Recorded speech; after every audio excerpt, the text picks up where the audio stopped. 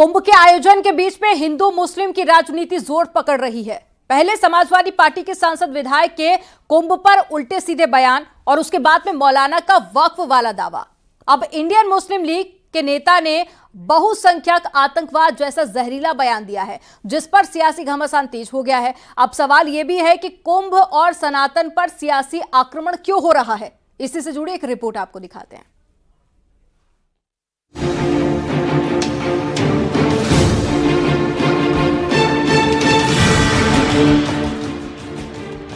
एक और महाकुंभ का आयोजन, सनातन का सबसे बड़ा सम्मेलन, तो दूसरी ओर हिंदू मुसलमान वाली सियासत और बयानबाजी। पहले कुंभ की जमीन पर बरेलवी का वक्फ वाला दांव, अब मुस्लिम लीग का बहुसंख्यक आतंकवाद वाला बयान।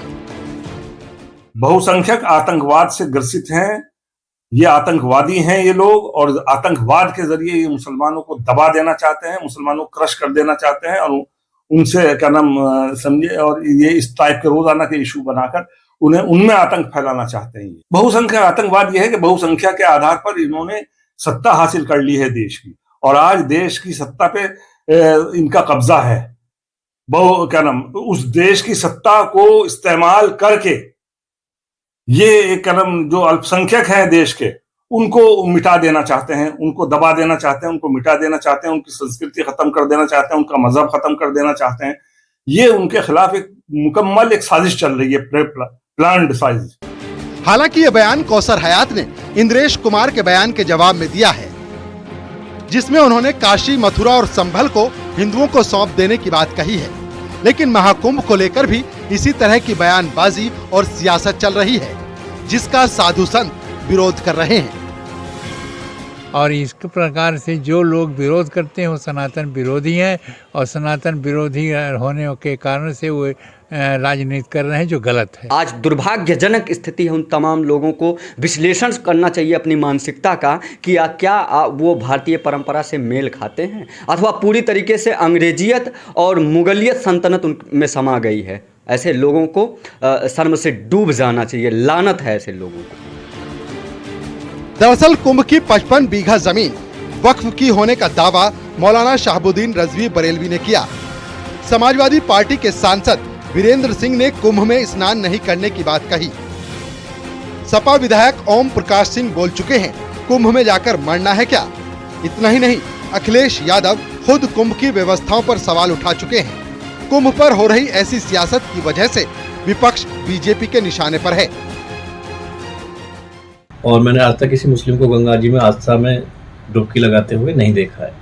तो इस तरीके की बयानबाजी करके समाजवादी के नेता अपने वोटर को राजी करने के लिए कि हम मुस्लिम को लेके जाएंगे, क्या वो खुद जा रहे हैं कि आस्था में उसमें डुबकी लगाने के लिए? क्या उनको जाना है तो अखिलेश जी को लेके जाएं, उनके परिवार को लेके जाएं, अपने सभी सांसदों को, सभी नेताओं को ले जाके डुबकी उसमें लगाएं। इस तरीके की भाषा से क्यों माहौल खराब करने का प्रयास कर रहे हैं? उसी प्रकार से जब मुस्लिम नहीं थे तब से सनातन काल रहा है, और तब से जो है वो कुंभ लगता रहा है। सर शहाबुद्दीन रजवी, इसलिए ये अनर्गल जो प्रलाप किए जा रहे हैं, मैं ये आग्रह करूंगा कि वो अनर्गल प्रलाप बंद करें और अनावश्यक लोगों को उकसाने की कोशिश। ध्यान लगाने से, जब तप करने से, त्याग तपस्या करने से तो ऐसा सुना गया है कि देश और प्रदेश की खुशहाली होती है, विश्व का कल्याण होता है। फिर आपत्ति क्यों, आलोचना क्यों? क्योंकि मारीच और सुबाहु को अच्छे कार्य अच्छे नहीं लगते हैं।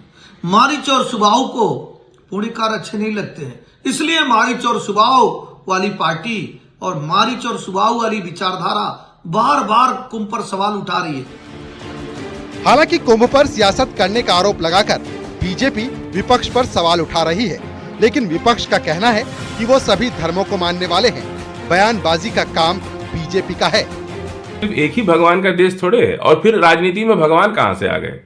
आप लोग जिस तरह से राजनीति में भगवान का इस्तेमाल कर रहे हैं, ये तो आपकी कुंठा का परिचय है। आप बेहद कमजोर हैं, आपको संवैधानिक चीजों पर भरोसा नहीं है।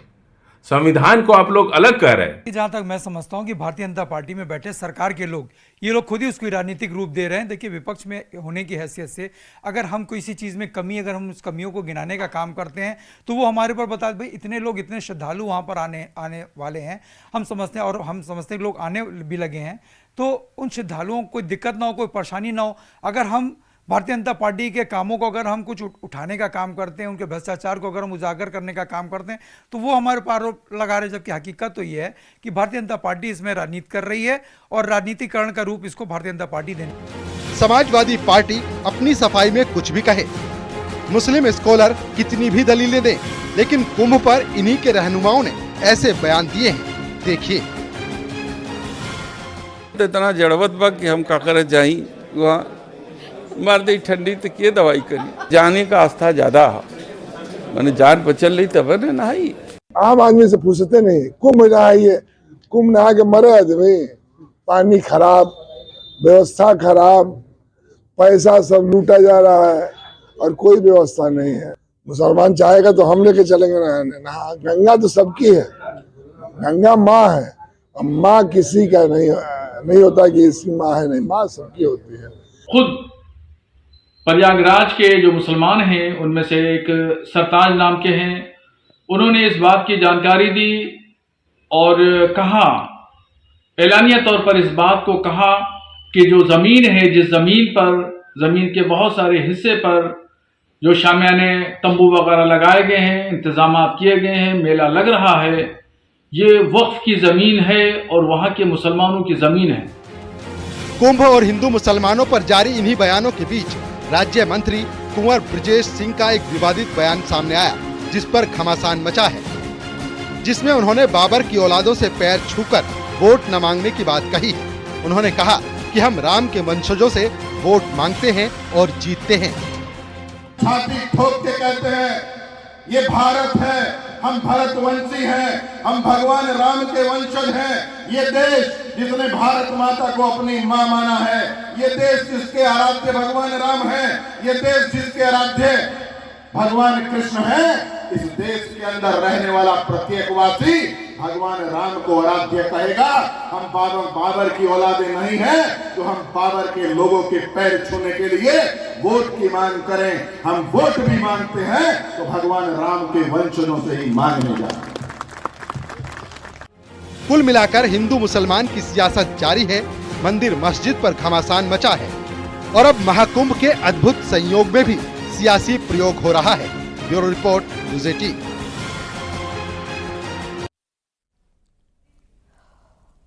कुंभ की जमीन पर मौलाना के वक्फ वाले दावे पर साध्वी रितंभरा ने भी निशाना साधा। उन्होंने कहा कि वक्फ की संपत्ति सरकार की होनी चाहिए।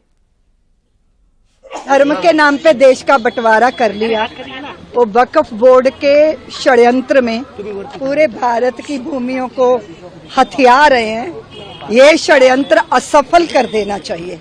वक्फ बोर्ड की अवैध जमीनें जिस तरह उन्होंने अवैध रूप से कब्जाई हैं, वो सब सरकार की हो जानी चाहिए। महाकुंभ भी जो है वो अभी आयोजित किया गया, उस पर भी कहीं ना कहीं राजनीति शुरू है, कैसे देखते हैं मैम इसे? हमने तो नहीं सुना राजनीति शुरू है। एक जगह कोई राजनीति हो रही है? वो तो धर्म और पुण्य अर्जित करने का स्थान है। चलिए, पर योगी जी ने इस बार जिस तरह कुंभ की व्यवस्था की है वो सचमुच अभिनंदन। और कुंभ की जमीन पर वक्फ के दावे और समाजवादी पार्टी के नेताओं की कुंभ पर दिए बयान का राजू दास ने विरोध किया। उन्होंने कहा कि कुंभ की जगह को वक्फ की जगह बताने वालों को जेल भेजे या फिर ऊपर वाले के पास में। उन्होंने कहा कि समाजवादी पार्टी औरंगजेब के वंशज हैं।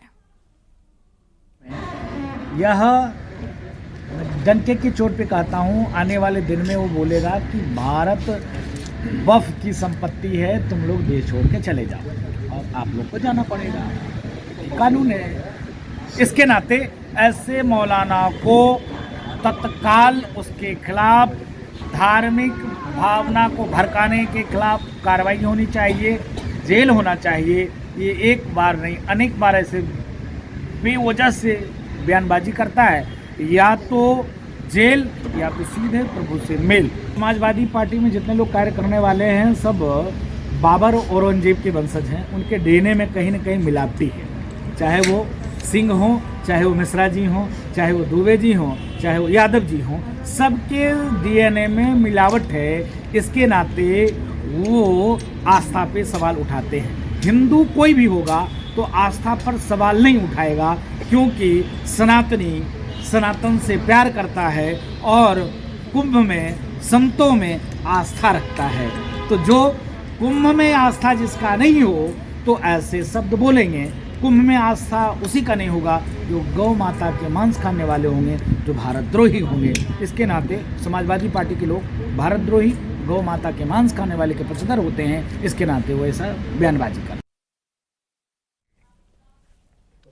लखनऊ के गांधी भवन में मुस्लिम राष्ट्रीय मंच के कार्यक्रम में आरएसएस नेता इंद्रेश कुमार ने कहा कि मस्जिद मंदिर के नाम पर जो दंगे हो रहे हैं उनके हल के लिए चर्चा हुई है और जो प्रमाण किताब खुदाई में और सामने दिख रहे हैं उसके आधार पर जो जिसका है उसको दिया जाए। मस्जिद मंदिर के नाम पर जो दंगे हो रहे हैं उनके हल के लिए मुस्लिम राष्ट्रीय मंच ने देशवासियों के सामने, दुनिया के सामने एक रखा है कि ऐतिहासिक प्रमाण, उसी के साथ साथ खुदाई के प्रमाण, किताबों में लिखे हुए प्रमाण और प्रत्यक्ष सामने दिखने वाले प्रमाणों के आधार पर जो जिसका है उसको दिया जाए। इसमें कोई दंगा फसाद आंदोलन करने की जरूरत नहीं है।